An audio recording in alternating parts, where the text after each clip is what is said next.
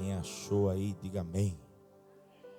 Colossenses capítulo 3, verso 1 diz assim: portanto, já que vocês ressuscitaram com Cristo, ele trata disso como um fato, como algo que aconteceu.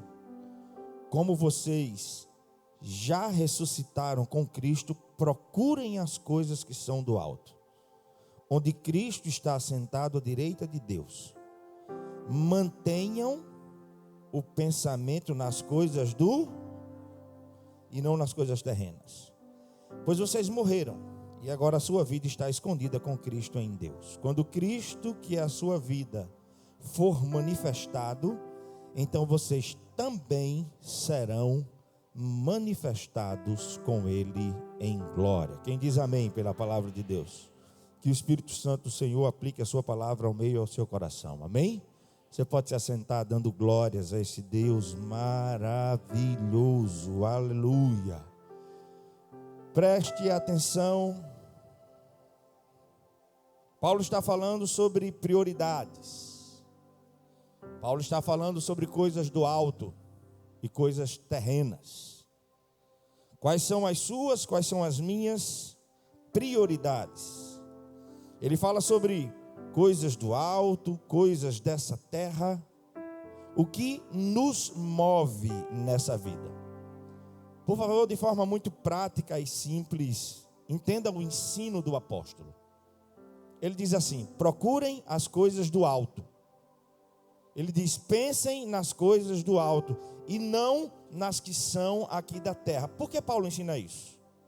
E aí, ao ler o texto, eu e você precisamos nos perguntar, e de maneira muito prática, eu quero responder a pergunta que vou fazer: como faço para viver nessa vida a procurar as coisas do alto e não as coisas dessa terra? Quem vive a vida dessa forma? Não preso às coisas terrenas, mas com a visão no alto. Precisamos entender que não apenas Cristo morreu por nós. Quando eu digo que Cristo morreu por nós, eu estou falando de substituição.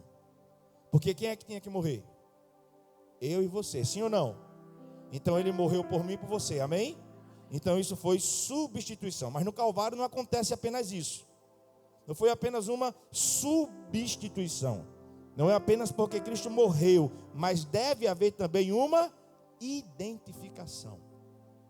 Eu morri com Ele. Um disse glória a Deus aqui, uma disse glória a Deus. Diga glória a Deus, irmão. Eu morri com Ele. Você também? Você também? Jesus não morreu apenas pelos nossos pecados, levando-os sobre si. Mas Ele rompeu com o poder do pecado. E se com Ele eu também morri, a vitória que Ele conquistou na cruz é a minha vitória. E nele, eu e você, podemos e devemos vencer o pecado. Quem entende, diga amém. Se estivermos em Cristo, essa é a condição. Por meio da obra do Espírito Santo, podemos vencer perfeitamente a velha natureza. Pois é por meio dele, de Cristo, que tudo se faz novo em nossa vida. Eu vou responder a pergunta, me acompanhe no raciocínio. Como eu faço para viver a vida aqui pensando nas coisas do alto e não nas coisas terrenas? Na cruz, Jesus não apenas pagou a nossa dívida. Na cruz, a obra de Cristo é completa. Ele quebra o poder do pecado em nossa vida. Diga assim: somente em Cristo. Fale mais forte, diga: somente em Cristo pode haver total libertação. Romanos capítulo 6, verso 1 e 2 diz: que diremos então? Continuaremos pecando para que a graça aumente? Aí Paulo diz: de maneira nenhuma. Nós, os que morremos para o pecado, como podemos continuar vivendo nele? Em Cristo, o mentiroso não mente mais. O adúltero não adultera mais. O que roubava não rouba mais. Porque a obra de Cristo na cruz é suficiente para nos libertar das obras da carne e da velha natureza. Diga amém. Os que de fato se entregam a Cristo, inevitavelmente morrem para o pecado. Romanos capítulo 8, verso 1 e 2. Portanto, agora já não há mais condenação para os que se filiaram a uma igreja.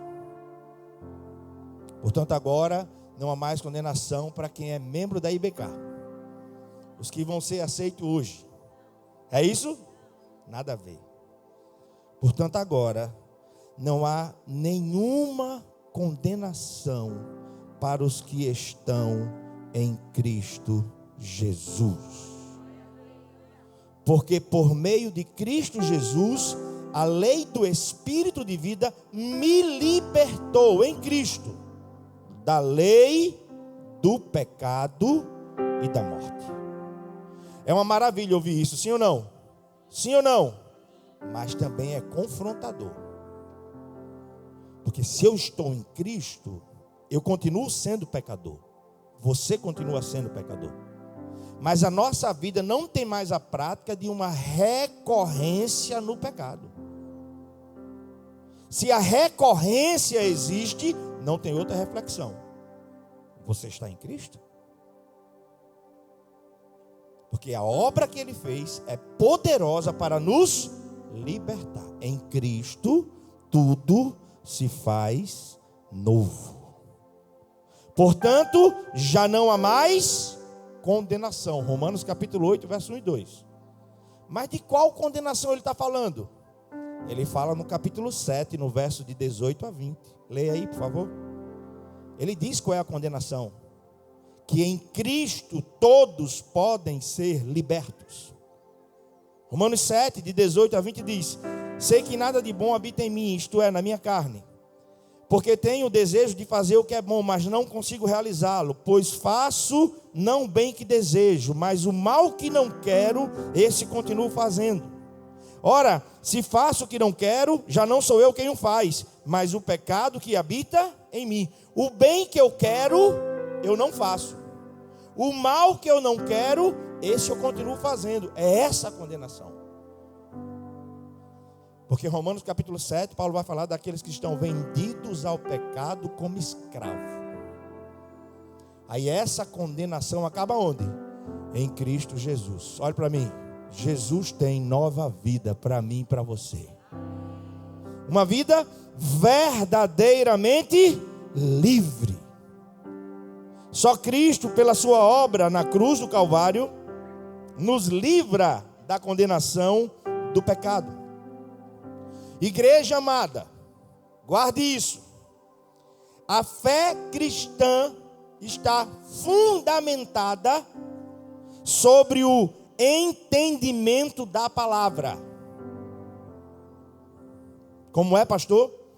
A fé cristã está fundamentada sobre o entendimento da palavra.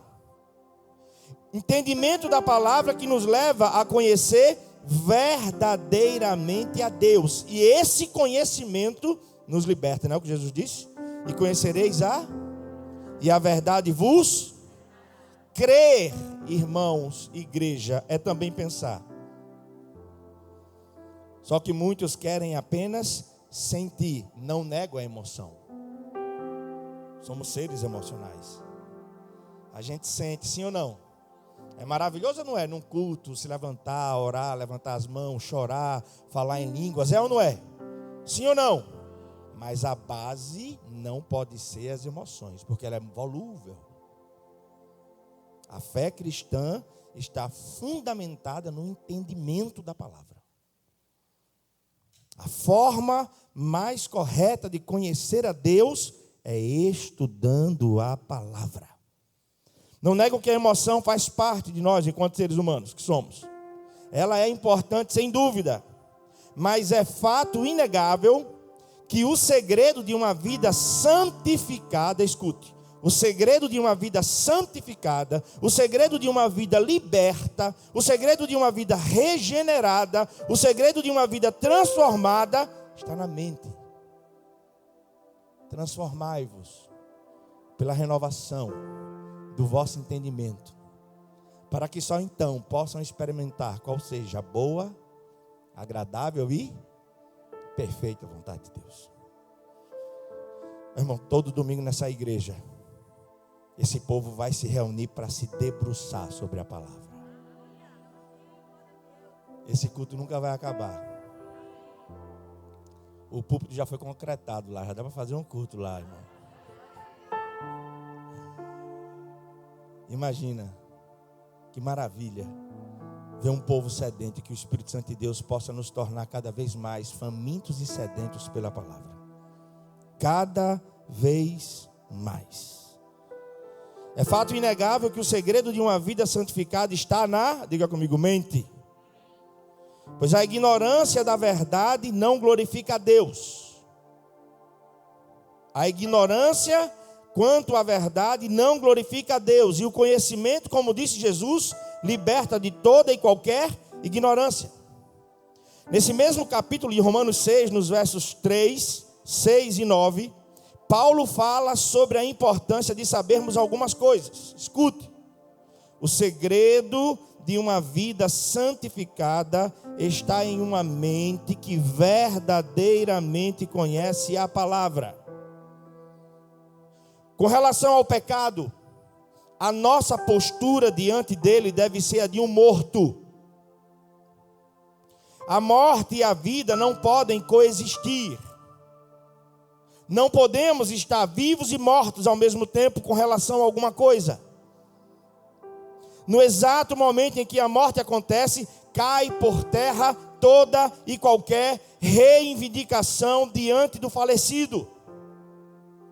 Ninguém pode exigir mais nada dele. Os mortos escapam de todo e qualquer sistema de compromisso. E é exatamente isso que Paulo está a ensinar para os irmãos. Morremos para o pecado por causa do que Cristo fez na cruz. Isso é libertação. Mas se vivo no pecado, é óbvio que não morri para ele. E aí você considera a sua vida. E aí você pensa na sua prática de vida, vivo ou morto para o pecado. Qual é a sua condição? Qual é a minha condição? Precisamos indagar, como assim diz Paulo: considerai-vos mortos para o pecado. Uma vez que não estamos insensíveis a ele, uma vez que tenazmente ele nos assedia todo dia, Paulo não está ensinando a impecabilidade do cristão. Também não está a ensinar em Romanos 6 a santidade plena. A santidade em Deus é uma questão da essência de Deus. Nós estamos em constante transformação, não é o que Paulo diz? Porque estamos sendo transformados de glória, é o que diz a palavra. A obra aqui não acabou. A obra aí não acabou, amém? Mas que estejamos mortos para o pecado. Mortos pelo que Cristo fez na cruz. O que diz 2 Coríntios 5, 14 e 15? Pois o amor de Cristo nos constrange, porque estamos convencidos de que um morreu por todos, logo, todos. E morreram para quê? Ele morreu por todos, para que aqueles que vivem já não vivam mais para si mesmos, mas viva para aquele por quem morreu e ressuscitou. Assim como pelo pecado de Adão morremos no pecado, pela morte de Cristo morremos para o pecado. É o que tem que acontecer na minha e na sua vida. Trate de deixar bem morta as áreas de vulnerabilidade em sua vida que você conhece muito bem. Que eu conheço muito bem. Deixe essa área desnutrir.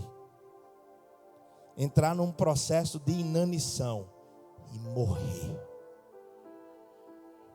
Porque em Cristo há verdadeira libertação. No que tange ao pecado, Cristo nos deu certidão de óbito. Somente quando estamos verdadeiramente em Cristo, o pecado não terá mais domínio sobre nós. Não é a igreja que faz essa obra. Não é um pastor que faz essa obra. É somente Jesus Cristo. Somente Ele pode fazer isso em mim e você. Pois a penalidade que era para vir sobre nós, caiu sobre Ele. A condenação que deveríamos receber, Ele recebeu. O golpe da morte que era para nós, foi nele. Por isso, quando nos entregamos verdadeiramente a Ele, alma, corpo e espírito, morremos com Ele. E no texto Paulo continua: para o pecado, devemos saber que em Cristo morremos para Ele, mas estamos vivos para Deus. E aí? Como é que eu e você estamos? À noite, à tarde e à noite, nos 3 cultos, iremos celebrar a ceia do Senhor. Você vai comer do pão. Você vai beber do cálice. E não faça isso de forma leviana. Não faça. Se coloque diante de Deus. Confesse os seus pecados. Nele há perdão. Nele há restauração. Nele há libertação. Nele há tudo que eu e você precisamos. Mas reflita comigo nessa manhã. Como é que estamos quanto ao pecado? Vivos?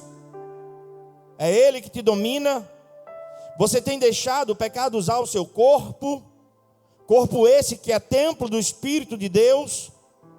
Ou estamos vivos para Deus, rendidos a Jesus? O nosso corpo não pode ser usado pelo pecado. Ele não foi criado por Deus para se tornar instrumento de iniquidade. E Paulo explica, ele deve ser completamente consagrado a Deus. Precisamos entender que o nosso corpo não é apenas morada de Deus através do Espírito Santo que habita em nós. O nosso corpo é sobretudo instrumento nas mãos de Deus, que no teu corpo, na tua vida, o Senhor seja glorificado. Os órgãos do nosso corpo devem estar a serviço de Deus e não do diabo. Quem reina sobre você? Só temos 2 escolhas a fazer. Só existem 2 reinados para todo ser humano: o do pecado e o do espírito. Pense na sua vida. Se o pecado domina, as pessoas se tornam escravas, mas acham que são livres. Elas estão afundadas no atoleiro dos vícios, perversões, usam seu corpo como instrumento para o pecado, mas acham que são livres.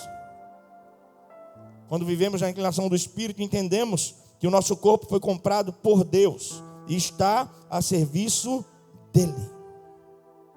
A obra que Cristo fez na cruz é suficiente para nos possibilitar uma nova vida, pois quem está em Cristo, as coisas velhas, tudo se fez.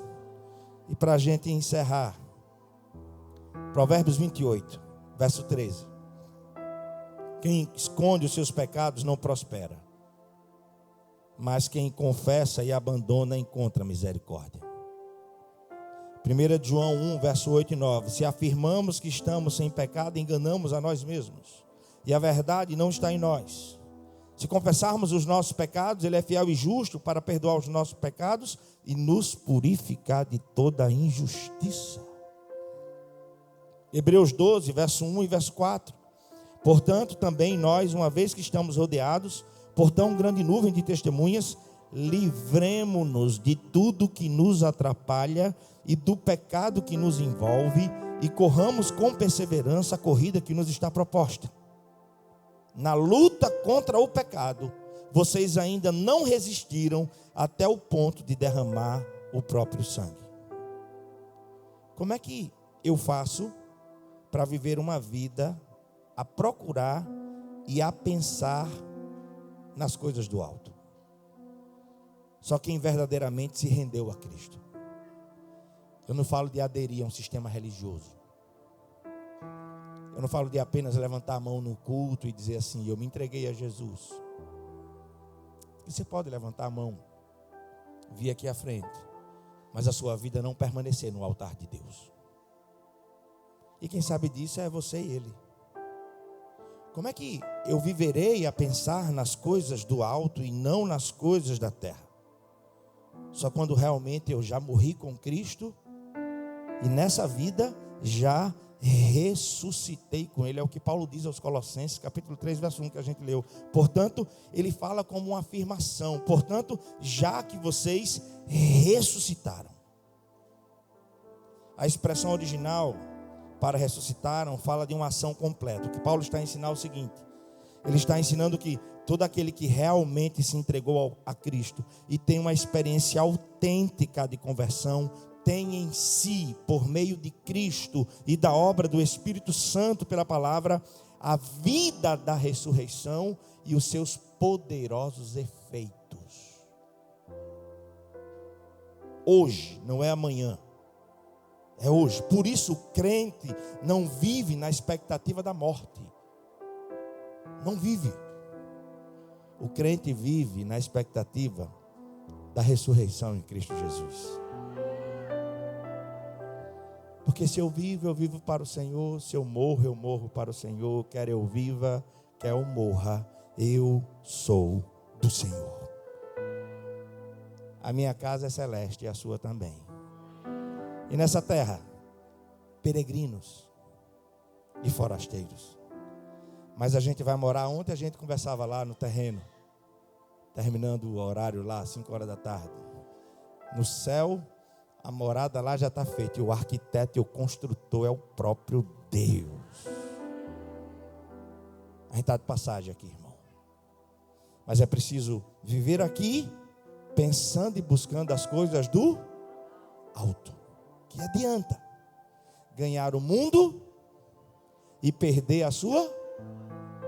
Que adianta? Absolutamente nada. Como é que eu vivo a pensar nas coisas do alto e não nas coisas da terra? Lhe faço uma pergunta para a gente encerrar. O que é a vida para você? Alguns já disseram assim: música é vida, esporte é vida. Alguns podem tecer um comentário sobre outros. Fulano vive para trabalhar. Muitos encontram um tipo de vida nas coisas de baixo, nas coisas dessa terra. Para buscar e pensar nas coisas de cima, do alto, precisamos viver pela seguinte verdade: a essência da vida, a razão de existir, a forma mais excelente de vida está na pessoa bendita de Jesus Cristo. Se a sua, se a minha experiência for autêntica com Ele, nós planejamos aqui essa terra, amém? A vida nessa terra, sim ou não? Somos previdentes, somos organizados, planejamos, guardamos, nos assentamos, calculamos, mas sempre convicto: é tudo passageiro. O meu foco está na Nova Jerusalém Celestial. Porque é para lá que eu vou me encontrar com o meu Senhor. Se vocês já ressuscitaram, se vocês realmente se entregaram a Cristo, vocês viverão a vida pensando nas coisas do alto. O que é a vida eterna? João capítulo 17, verso 3. Esta é a vida eterna: que te conheçam, o único Deus vivo, o único Deus verdadeiro, e a Jesus Cristo a quem enviastes. Como é que eu penso nas coisas do alto? 2 Coríntios 4,18. Assim, fixamos os olhos não naquilo que se vê, mas naquilo que não, porque o que você vê é transitório. O que você não vê é o quê? Olha para cima, irmão. Pensa nas coisas de cima. Isso é eterno. O que você vê é passageiro. Feche teus olhos. Apresenta a tua vida ao Senhor.